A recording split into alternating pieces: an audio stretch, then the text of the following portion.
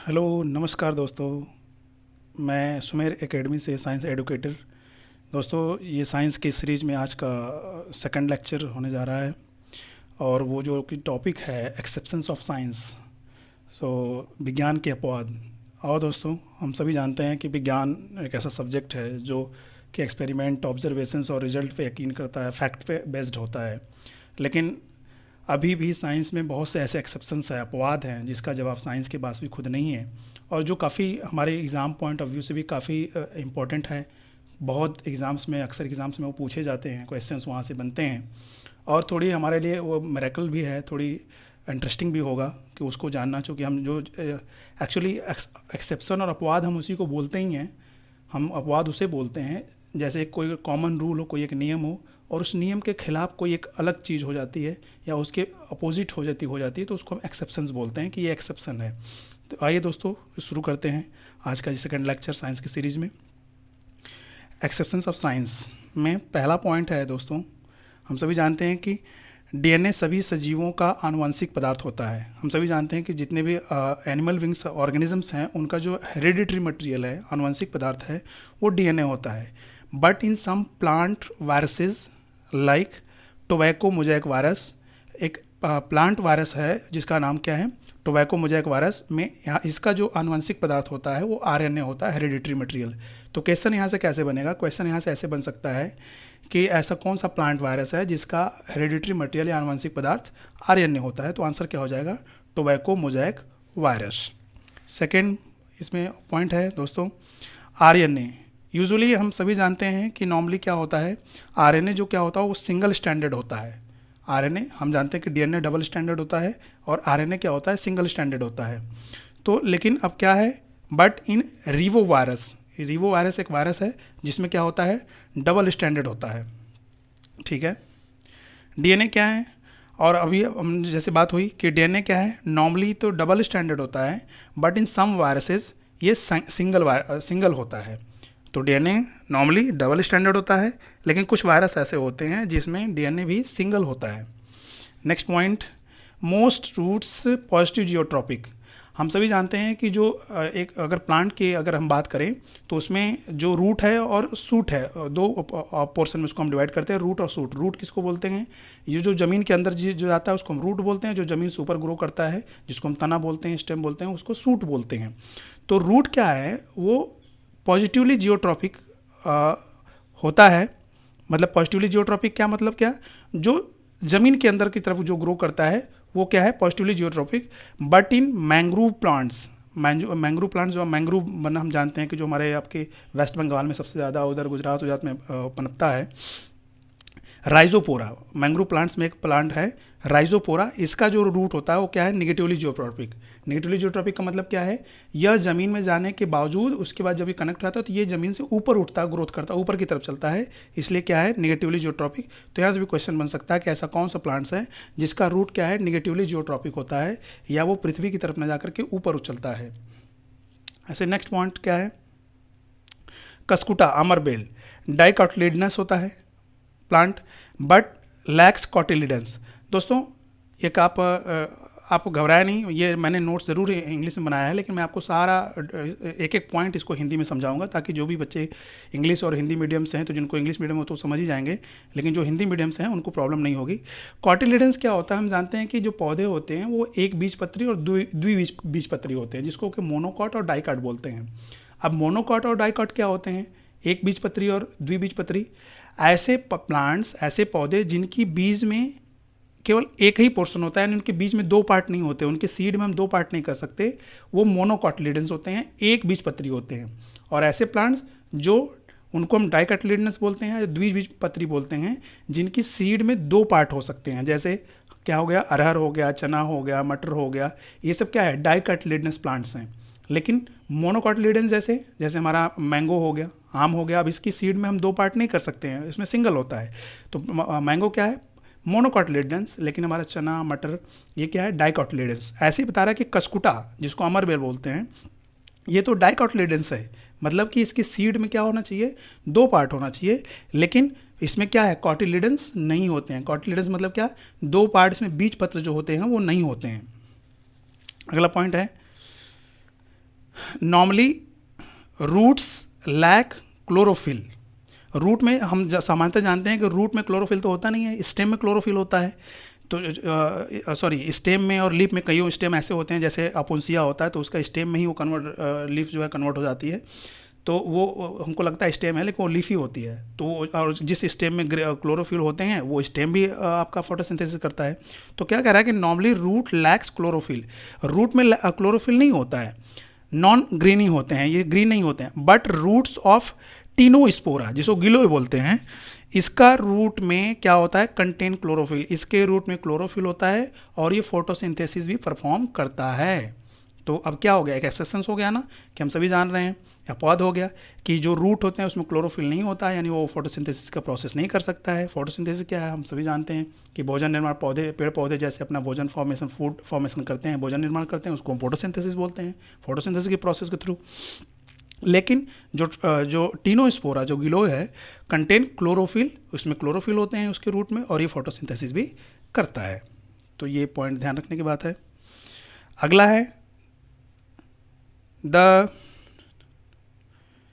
Venation in monocot leaf parallel. अब देखिए दोस्तों, वेनेसन क्या होता है, पत्तियों की जो संरचना होती है, पत्तियों का जो पत्तियों में जो नेटवर्क लाइक स्ट्रक्चर है, उसको हम वेनेसन बोलते हैं। अब मैं आपको बता रहा हूँ, कुछ पत्तियाँ ऐसे आप देखेंगे कि अगर प्लांट्स के पत्तियों को आप लेकर अगर उसको फाड़ेंगे, कहीं से भी अगर फाड़ेंगे, चीरेंगे, तो बिल्कुल खड़ा खड़ा एकदम सीधे सीधे चिरा जाता है, फट जाता है। जैसे हमारा गेहूँ का प्लांट ले लें आप, गेहूँ के प्लांट्स की पत्तियों को अगर आप फाड़ें तो बिल्कुल वो एकदम सीधा फट जाएगा। केले का ले लें, सीधा फटेगा, है ना। तो इसको हम वेनेसन, कुछ पत्तियाँ ऐसी हैं कि जिसको आप फाड़ेंगे लेकिन वो फटेगा नहीं, वो फट जाएगा, जिग जैग फटेगा, टेढ़ा मेढ़ा फटेगा। जैसे मैंगो का ले लीजिए, नीम का ले लीजिए, तो इसको हम वेनेसन बोलते हैं। सिरा विन्यास हिंदी में बोलते हैं, पत्तियों का सिरा विन्यास, उसकी सिराएं जो वेंस हैं उसकी किस तरह से वो है, उनका फॉर्मेशन है। तो venation in monocot leave parallel, जो एक बीज पत्री पौधे होते हैं, मोनोकॉट देखिए यहाँ पे आ गया, एक बीज। अब देखिए गेहूँ है ना, उसमें उसके बीज में दो पार्ट नहीं होते हैं, एक ही पार्ट होता है। तो जो मोनोकॉट प्लांट्स होते हैं उनकी लीफ क्या होती है, पैरेलल वेनेसन उसमें होता है। पैरेलल मतलब समानांतर सिरा विन्यास। समानांतर का क्या होता है, मतलब कि अगर उसकी पत्तियों को आप एक जगह से फाड़ेंगे तो वो बहुत लंबा एकदम सीधा, जैसे कपड़ा काटते हैं सीधा, अगर एक जगह कट लगा करके फाड़ दिए तो फट जाता है, ऐसे आप एक जगह से उसकी पत्तियों को फाड़ेंगे तो पूरा सीधा फट जाएगा। तो वो क्या होता है, पैरेलल वेनेसन मोनोकॉट में होता है। बट इन स्मिलैक्स, मोनोकॉट प्लांट, ये स्मिलैक्स एक प्लांट है जो कि मोनोकॉट है, इसकी पत्तियों में क्या होता है, रेटिकुलेट वेनेसन होता है। रेटिकुलेट वेनेसन मतलब क्या होता है कि जिसमें नेटवर्क लाइक स्ट्रक्चर बने हो, जो मतलब वो जाल के जैसी संरचना बने हो, उसको आप फाड़ेंगे तो टेढ़ा मेढ़ा जिग जैग फटेगा। अगला पॉइंट क्या है, stem above the ground. But अब हम जानते हैं कि जो स्टेम होता है, अभी हमने बताया कि रूट और सूट दो पार्ट होते हैं, तो सूट को हम स्टेम, उसमें स्टेम लीव ब्रांचेज जितने होते हैं उसको हम सूट में पढ़ते हैं। तो जो स्टेम होता है वो अब क्या होता है, जनरली वो क्या होता है, ग्राउंड से ऊपर, पृथ्वी से ऊपर ग्रो करता है, स्टेम चलता है। But potato, corn and ginger, ये जो आलू, जिंजर, अदरक, ये सब में क्या है, इसके जो रूट, जो स्टेम हैं, वो क्या है, जनरली ये अर्थ के नीचे जाते हैं, यानी पृथ्वी के नीचे जाते हैं। यानी क्या, जिंजर क्या है, स्टेम होता है। क्वेश्चन ऐसा आता है कि अब वो मिलान करने के लिए आता है अक्सर आपके आर में, एसएससी में भी, यूपी पीएससी में भी दोस्तों आता है क्वेश्चन कि इसमें से कौन सा तना वाला पौधा है या तना कौन सा है, उसमें आलू आ जाएगा, पोटैटो आ जाएगा, जिंजर आ जाएगा। तो हमको लगता है कि ये ज़मीन के अंदर ग्रो करता है तो ये रूट है, लेकिन ऐसा नहीं है, वो होता है क्या, स्टेम का पार्ट होता है। तो इसको ध्यान रखेंगे।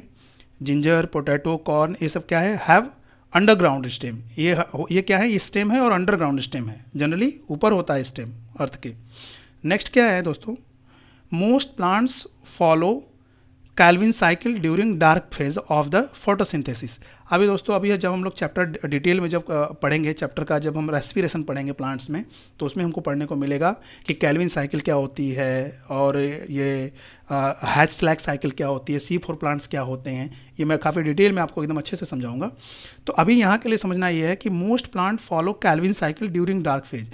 फोटोसिंथेसिस की क्रिया दोस्तों क्या होती है, लाइट के प्रेजेंस में होती है, लेकिन कुछ प्लांट्स में एक और भी वो प्रोसेस होता है, साइक्लिंग मैकेनिज्म होता है जो कि डार्क फेज में होता है। वो कौन से पौधे बोलते हैं, उनको कैल्विन साइकिल बोलते हैं, कि वो कैल्विन साइकिल के थ्रू वो डार्क फेज में उनके में फोटोसिंथेसिस होता है, ठीक है।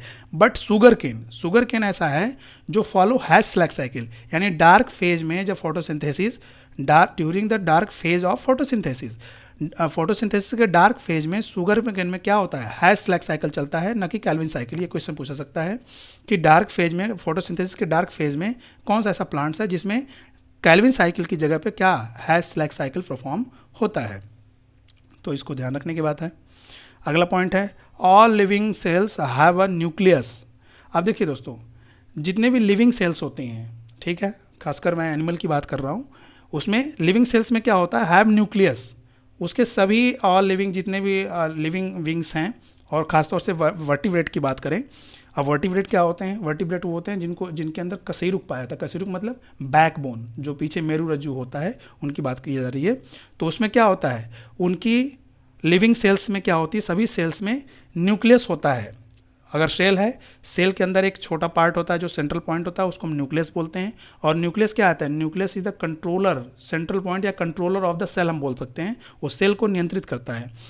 तो सभी लिविंग सेल्स में तो न्यूक्लियस होता है, लेकिन except RBCs of mammals. Mammals क्या होता है दोस्तों, हम मैमल समझते हैं कि मैमल्स उन जीवों को बोलते हैं जो अपने बच्चों को मिल्किंग कराते हैं, वो दूध पान कराते हैं, यानी वो फीडिंग कराते हैं, मिल्क फीडिंग कराते हैं, उनको मैमल्स बोलते हैं।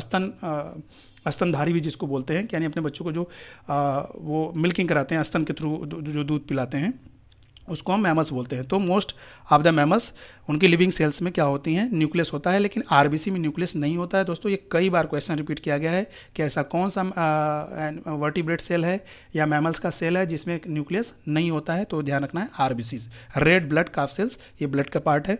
अभी हम इसको भी डिटेल में जब पढ़ेंगे तो इसको अच्छे से समझेंगे।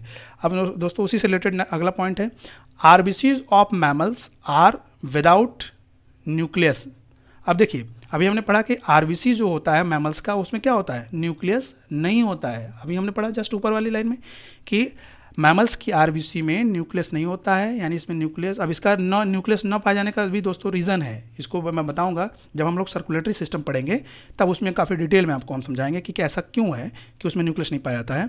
तो मैमल्स के आरबीसी में न्यूक्लियस तो नहीं मिलता है, ओके, ठीक है, एक्सेप्ट बट कैमल। अब देखिए, कैमल ऊँट जिसको बोलते हैं, ऊँट की आरबीसी में न्यूक्लियस मिलता है, उसमें न्यूक्लियस प्रेजेंट होता है, अवेलेबल होता है। लेकिन बाकी मैमल्स जो होते हैं, जो स्तनधारी होते हैं, उनकी आरबीसी, इवन ह्यूमन बींग्स, हम लोगों की भी जो आरबीसीज होती हैं, उसमें न्यूक्लियस नहीं मिलता है। तो ये भी एक्सेप्शंस है, इसको आप याद रखेंगे। ये क्वेश्चन पूछा जाता है कि ऐसा कौन सा मैमल्स है, ऐसा कौन सा स्तनधारी है जिसकी आरबीसी में न्यूक्लियस प्रेजेंट होता है।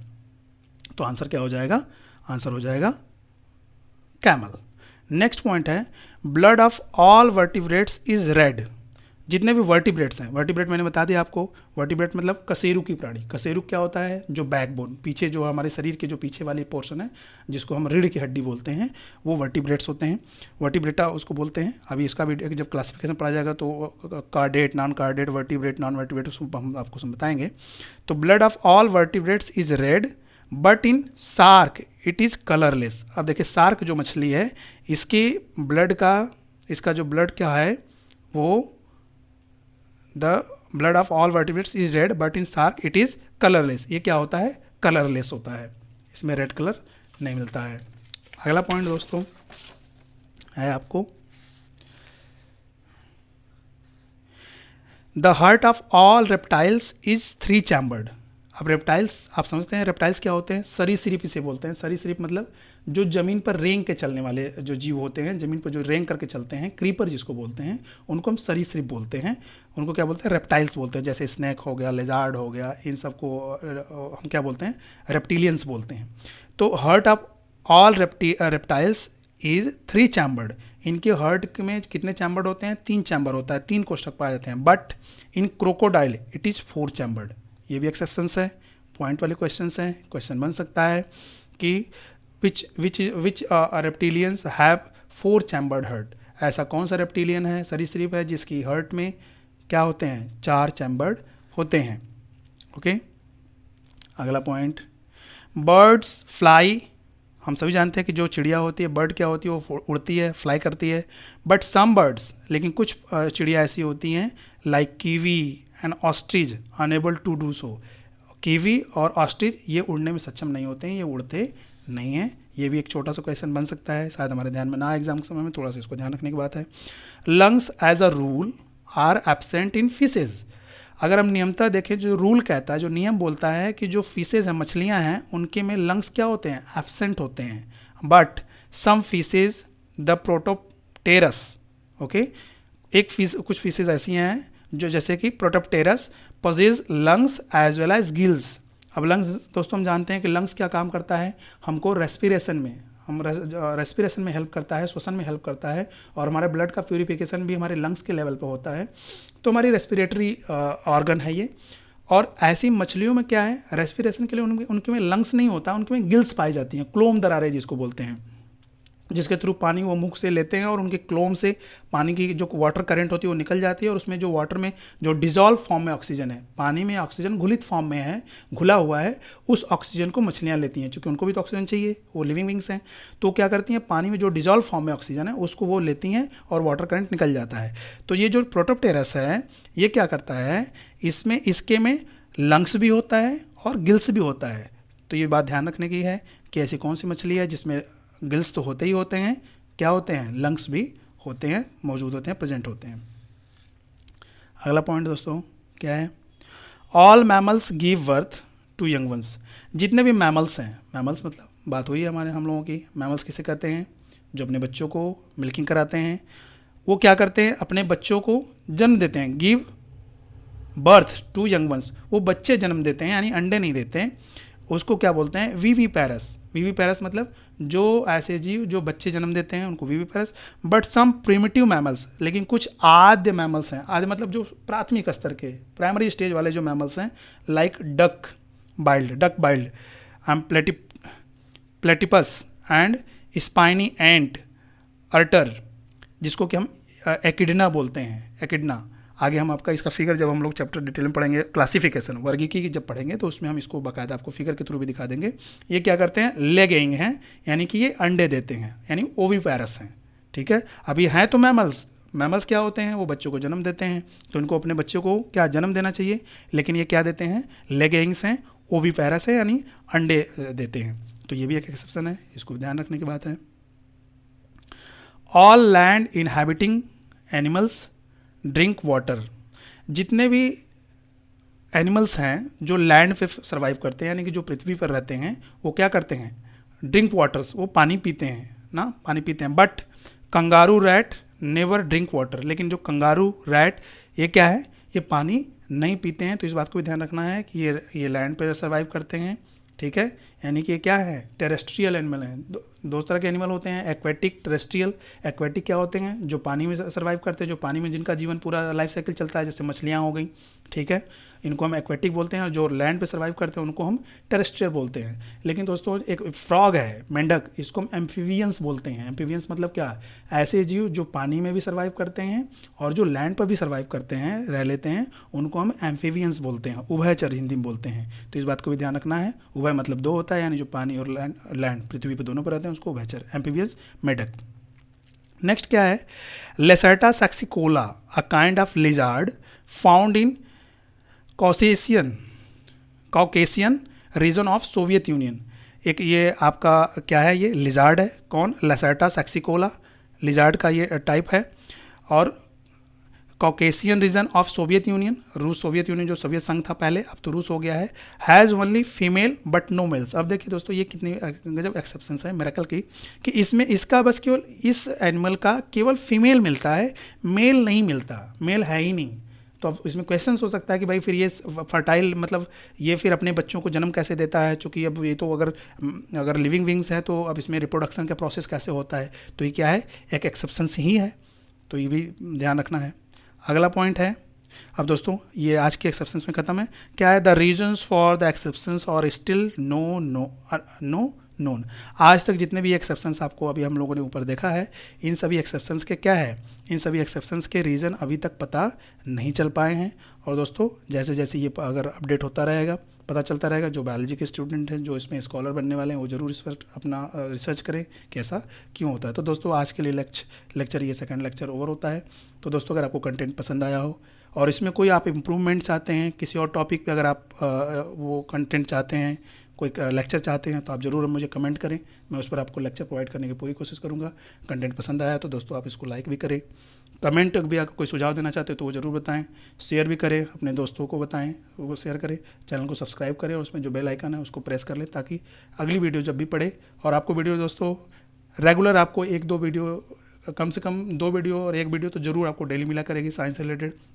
चूँकि और भी आगे दोस्तों हम लोगों को क्लासेस कंडक्ट करनी है, पी टेट सी टेट वगैरह टीजीटी भी आ रही है, तो उसके बेस पे सारी क्लासेस कंडक्ट हुई। तो दोस्तों आज के लिए बस इतना ही। Thank you.